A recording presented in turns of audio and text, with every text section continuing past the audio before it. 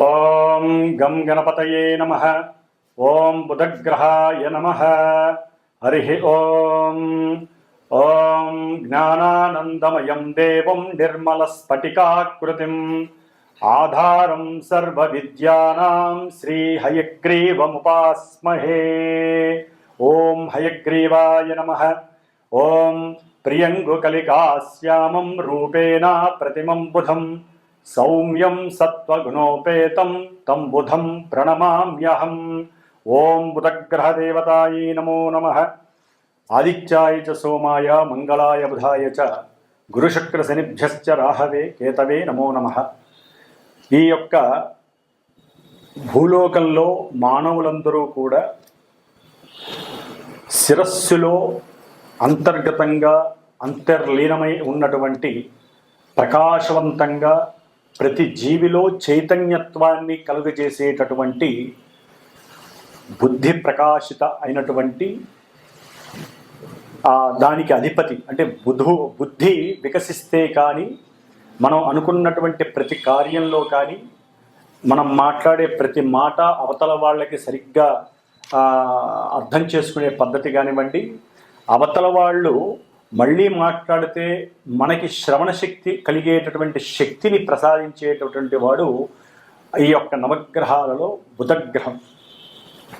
ఈయన మనకి రవికి చాలా దగ్గరలో ఉండి చాలా శక్తిని, రవి యొక్క శక్తి అంతా కూడా ఎక్కువగా ఆకర్షించేటటువంటి వాడు బుధుడు. ఎప్పుడు కూడా రవికి చాలా దగ్గర డిస్టెన్స్లో ముందు వెనకలోనే ఉంటాడు ఈయన ఒక్క గ్రహమే. కానీ ఈయనకి మూఢత్వం అనేటటువంటిది ఉండదు. మరి ఈ బుధుడు జాతక చక్రరీత్యా, వైద్య జ్యోతిష్య శాస్త్రరీత్యా వాత పిత్త శ్లేష్మ ఈ త్రిగుణాత్మిక దోషాలని కూడా సరిసమానంగా ఇవ్వగలిగినటువంటి వాడు బుధుడు. అట్లాగే మన శరీరంలో నఖశిఖ పర్యంతం ప్రతి అవయవము పనిచేయాలన్నా, రక్త ప్రసరణ జరగాలన్నా, మనలో పంచేంద్రియాలు తటస్థంగా లేకుండా ఒక పద్ధతిలో అవి కరెక్ట్గా పనిచేసి మనకి కావలసినటువంటి దాన్ని ఆస్వాదించాలన్నా, అవతల వాళ్ళకి సహాయం చేయాలన్నా కూడా ఈ యొక్క బుధగ్రహానికి సంబంధించినటువంటి నరాలకి ముఖ్యమైనటువంటి గ్రహం బుధుడు. కాబట్టి ఈ బుధుడు ఇంకా ట్రాన్స్పోర్ట్కి సంబంధించినటువంటి వాడు, అట్లాగే విద్యకి సంబంధించినటువంటి వాడు, ముఖ్యంగా గణిత శాస్త్రానికి జ్యోతిష్య శాస్త్రానికి సంబంధించినటువంటి వాడు ఈ బుధగ్రహం.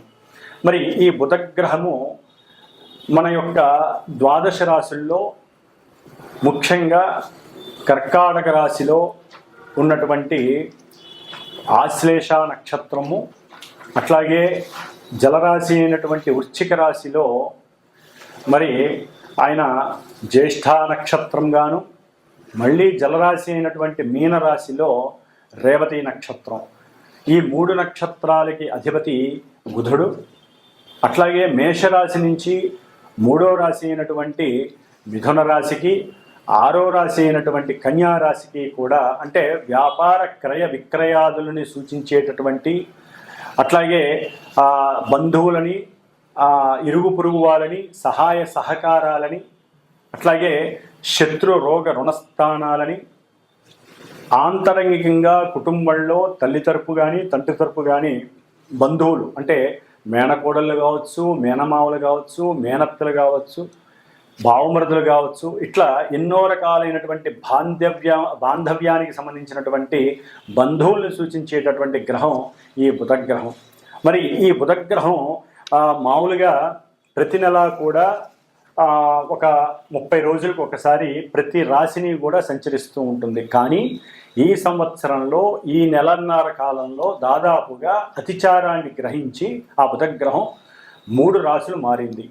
ముఖ్యంగా ఇప్పుడు తన సొంత రాశి అయినటువంటి మిథున రాశిలో బుధగ్రహం పునర్వసు నక్షత్రంలో ఉండి 21వ తేదీ వరకు, ఈ నెల అంటే జూన్ 21వ తేదీ వరకు తన యొక్క సొంత క్షేత్రంలో ఉండి కాస్త అందరికీ వెసులుబాటుగా ఉన్నాడు. కానీ 22వ తేదీ నుంచి దాదాపుగా వచ్చే నెల 17వ తేదీ 18వ తేదీ వరకు, జూలై వరకు కూడా ఆయన కర్కాటక రాశి శత్రు రాశిలోకి అడుగుపెట్టి ఈ నెల 22న పునర్వసు నక్షత్రంలో 22, 23, 24 ఈ 3 రోజులు, ఈ 3 యొక్క తేదీల్లో కూడా ఆయన శత్రు నక్షత్రమైనటువంటి పునర్వసు నక్షత్రంలో ఉండటం, తర్వాత మిత్ర నక్షత్రమైనటువంటి మందగమనం కలిగినటువంటి శని నక్షత్రం పుష్యమి నక్షత్రంలోకి రావటం, దాదాపుగా అది 7వ తారీఖు జూలై 7వ తారీఖు వరకు కూడా పుష్యమి నక్షత్రంలో ఉంటూ కొన్ని రకాలైన ఫలితాలని, అట్లాగే 7వ తారీఖు నుంచి మరలా 17, 18వ తారీఖు జూలై వరకు కూడా తన యొక్క సొంత నక్షత్రమైనటువంటి ఆశ్లేష నక్షత్రంలోకి ఈ బుధగ్రహం సంచరిస్తూ మరి కర్కాటక రాశి అనేటటువంటిది మనకి చక్కటి సౌకర్యాన్ని ఎన్నో రకాలైనటువంటి కంఫర్ట్నెస్ని కూడా సూచించేటటువంటి స్థానము. ముఖ్యంగా ఎన్నో రకాలైనటువంటి విద్యలని, తల్లి యొక్క ప్రేమ అనురాగాలని, గృహాలకి సంబంధించినటువంటి విషయ పరిజ్ఞానాన్ని, అట్లాగే మాతృ సౌఖ్యము, గృహ సౌఖ్యము, భోజన సౌఖ్యము, ప్రయాణ సౌఖ్యము, ఇన్ని రకాల సౌఖ్యాలని ప్రసాదించే స్థానం చతుర్థ స్థానం. మరి ఇది చంద్రుడు అధిపతి కావటం, బుధుడు ఈ రాశిలోకి రేపు 22వ తారీఖున అడుగుపెట్టి జూలై 18వ తారీఖు వరకు కూడా అక్కడే ఉండి తను నడిచేటటువంటి నక్షత్రానుసారము మరి శత్రు నక్షత్రంలో ఉండి ఆయన ఇచ్చేటటువంటి ఫలితాలు మేషరాశి నుంచి ద్వాదశ రాశులు అంటే మీనరాశి వారి వరకు ఏ రాశుల వారికి ఈయన ఏ ఆధిపత్యాన్ని కలిగి ఏ నక్షత్ర స్థితిలో ఉండి ఎటువంటి ఫలితాలని కలుగు చేస్తాడు అనేటటువంటి విషయ పరిజ్ఞానంలోకి మనం గనక అడుగు పెట్టగా ముందుగా మేషరాశిని మనం చక్కగా మేషరాశి నుంచి మీనరాశి వరకు చక్కగా ఈ నెల రోజులు ఏ విధంగా వారికి బుధగ్రహాన్ని అంటే వ్యాపార గ్రహం, వ్యాపారానికి అన్ని రకాల వ్యాపారాలకి సంబంధించినటువంటి గ్రహం ముఖ్యంగా బుధగ్రహం.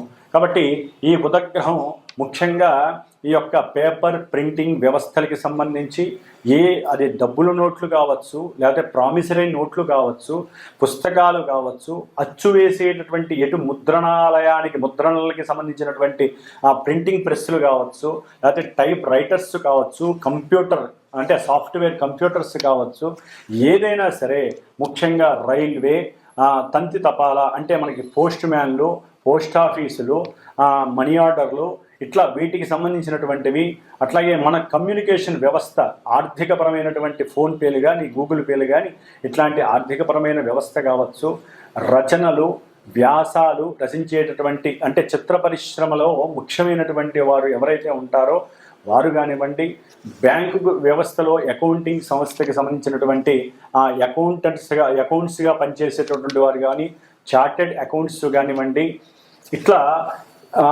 నటనా వృత్తికి సంబంధించి లేకపోతే ప్రింటింగ్ వ్యవస్థకి సంబంధించి చిత్ర పరిశ్రమలో ముఖ్యమైన వాటికి సంబంధించినటువంటి ఈ బుధుడు మరి జలరాశి అయినటువంటి శత్రురాశి అయినటువంటి ఈ యొక్క కర్కాటక రాశిలోకి ప్రవేశించినప్పుడు ఏ రాశుల వారికి ఏ భావాల పరంగా ఆయన ఫలితాలు ఇస్తాడో మరి ఇప్పుడు తెలుసుకుందాం.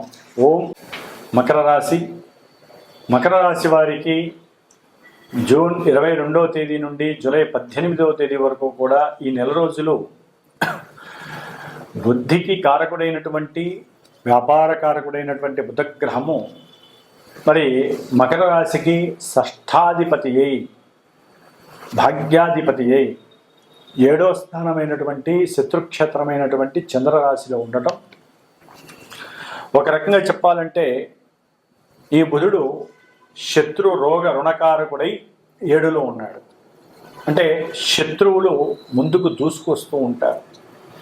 అంటే మీరు ఎప్పుడో ఒకానొక సమయంలో ఒక మాట ఇస్తారు, ఆ మాట మీ వలన నెరవేరకపోవటము, వారికి అది జరగకపోవటము, లేకపోతే మీరు వ్రాసిచ్చినటువంటి ఏదైనా ఒక కాగితంలో అక్షర లోపాలు ఉండటము, లేకపోతే మీరు పెట్టినటువంటి సంతకం ఫోర్జరీ అని తెలియటం వలన మీరు పెట్టినటువంటి సంతకంలో ఎక్కడో ఒక అక్షరం సరిగ్గా లేకపోవటం వలన వాళ్ళకి మీరు ఇచ్చిన చెక్స్ అవతల వ్యక్తికి వ్యాపారపరంగా కానీ ఏదో రకంగా వృత్తి వ్యాపారాల్లో మీకు చెక్స్ ఇవ్వటం ద్వారా ఆ చెక్స్ బౌన్స్ అయ్యి మిమ్మల్ని ఇరకాటంలో పడటం, మీ మానసికంగా మీరు సౌఖ్యహీనంగా పడేటటువంటి పరిస్థితి ఏర్పడటం అనేటటువంటిది ఈ బుధగ్రహం చేస్తుంది. దానివలన నర్వస్గా మీరు చాలా నేనేదో పొరపాటు చేశాననే బాధలో మీరు చేసే వృత్తిలో కూడా మీరు కాన్సన్ట్రేషన్ చేయక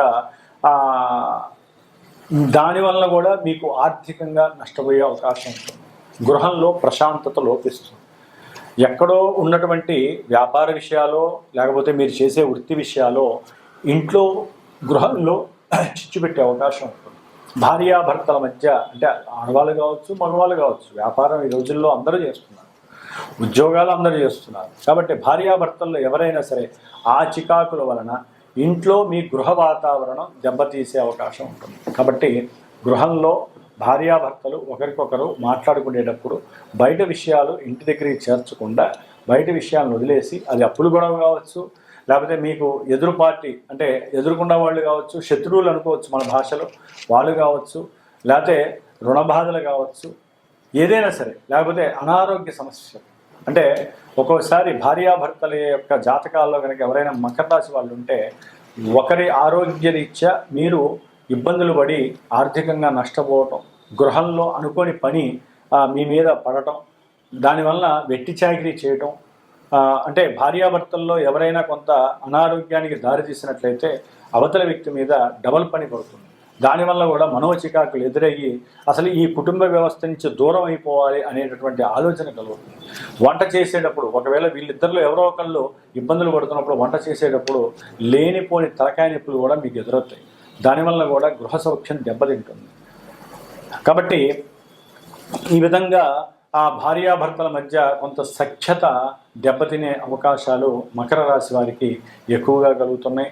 ముఖ్యంగా కొంతమందికి తండ్రితో సంబంధించినటువంటి లేదా తండ్రి వర్గీయులు అంటే మేనరిక బంధువులు ఎవరో ఒకరు ఉంటారు కదా, వాళ్లతో చేసేటటువంటి వ్యాపారంలో ధన నష్టం కలగటం, వాళ్ళు మోసం చేయడం అనేటటువంటి వారికి కూడా మకర రాశి వారికి కనబడుతుంది. ఆ మోసం చేయడం వీళ్ళు తమాయించుకోలేక కొన్ని అంటే ఒక్కోసారి అది తట్టుకోలేక హార్ట్ మీద బరువు ఎక్కువయ్యి తట్టుకోలేక శ్వాసకోశ క్రియకి సంబంధించినటువంటి ఇబ్బందులు కూడా వీరిని ఇబ్బంది పెట్టే అవకాశం ఉంటుంది. కాబట్టి చేసేటటువంటి భాగస్వామ్య వ్యాపారాల గురించి ఎక్కువ ఆలోచించకండి, జాగ్రత్త పడండి. బంధువుల నుంచి వచ్చేటటువంటి ఏదో సహాయ సహకారాలు వస్తాయి, మనం ఈ బిజినెస్ పెడదాము, బంధువుల నుంచి సహాయ సహకారాలు వస్తాయి, ధన సహాయం వస్తుంది, లేదా భార్యాభర్తల యొక్క తల్లిదండ్రులు, వారి యొక్క బంధువులు, మేనరికం బంధువులు, వాళ్ళని ఇంకేముంది నేను చేసేస్తా అని చెప్పి మాటిస్తారు, సమయానికి జరగవు. దానివల్ల మీరు చేసే ఆలోచనలన్నీ కూడా నిర్వీర్యం అయిపోతాయి, బుద్ధిమాంద్య లోపం ఏర్పడుతుంది. కాబట్టి కొంచెం జాగ్రత్తగా ఉండాల్సినటువంటి పరిస్థితి కూడా ఈ యొక్క సప్తమంలో ఉన్నటువంటి బుధుడు సంఘంలో మీ కీర్తి ప్రతిష్టల్ని కూడా దెబ్బతీసే అవకాశం ఉంటుంది. అట్లాగే మీ యొక్క రోగ నిరోధక శక్తి తగ్గి కాస్త శ్లేష్మ రోగాలు ఎక్కువయ్యే అవకాశాలు కూడా కలుగుతాయి మకర రాశి వారికి. కాబట్టి అంటే ఇప్పుడు క్లైమేట్ చేంజ్ అయ్యే వాతావరణం కాబట్టి దానివల్ల కూడా ఇబ్బందులు పడే అవకాశం ఉంటుంది. అట్లాగే మీకు ఉన్నటువంటి అవగాహన లోపం కూడా లోపించి అవతల వ్యక్తులతో సంఘంలో ఊరినే మాటలతో విరోధాలను పెంచుకునే పరిస్థితి కూడా కలుగుతుంది. ఒక పని అనుకుంటారు, ఆ పని చేయడంలో మీరు చురుగ్గా ఉంటారు, కానీ అక్కడ ఆ వ్యవస్థ లోపం వలన తెలియకుండా కొంత వాక్కు లోపం వలన మీకున్నటువంటి చాతుర్యం నశించడం వలన సప్తమంలో ఉన్నటువంటి బుధుడు అనుకూలించలేకపోవడం వలన ప్రతి పని అడ్డంకులుగానే ఉంటుంది. మీరు చేసేద్దాం అనుకుంటారు, అది జరగదు, దానివలన మీకు ఇబ్బందులు కలగటం, లేకపోతే అవతల వాడి ద్వారా ఏదో సహకారం అందుతుంది అనుకుంటారు, ఏదో రుణం అడుగుతారు, వస్తుంది కదా అనుకుంటారు, అది ఇల్లు కట్టుకోవడానికో ఇల్లు అమ్మటానికో లేకపోతే అమ్మే విషయంలో కూడా ఏజెన్సీస్ మిమ్మల్ని మోసం చేయటమో, ఇలా గృహానికి సంబంధించినటువంటి ఏ విషయంలోనైనా సరే మీకు పనులు జరగకపోవడం కూడా బుద్ధిమాంద్య లోపానికి కలుగుతుంది. కాబట్టి మీరు సాధ్యంత వరకు బుధగ్రహానికి శాంత్యర్థమై బుధగ్రహానికి సంబంధించిన అధిష్టాన దేవత గణపతికి కొబ్బరి నూనెలో వ్యాపార అభివృద్ధికి కావచ్చు, భార్యాభర్తల మధ్య సఖ్యతకి కావచ్చు 7 ఒత్తులు వేసి చక్కగా కొబ్బరి నూనె వేసి దీపారాధన చేసి ఈ నెల రోజులు కూడా గణపతి అష్టోత్తరాన్ని కానీ లేకపోతే గణపతికి సంబంధించిన ధ్యాన మంత్రాన్ని కానీ యోగాసనంలో కూర్చొని స్వామివారిని మనస్ఫూర్తిగా కొలవటం ద్వారా ఆ ఇబ్బందులన్నీ కూడా తొలగి సంఘంలో మీకు కీర్తి ప్రతిష్టలు కలగటానికి ఎక్కువ ఆస్కారాలు కనిపిస్తున్నాయి. ఓం గం గణపతయే నమో నమః.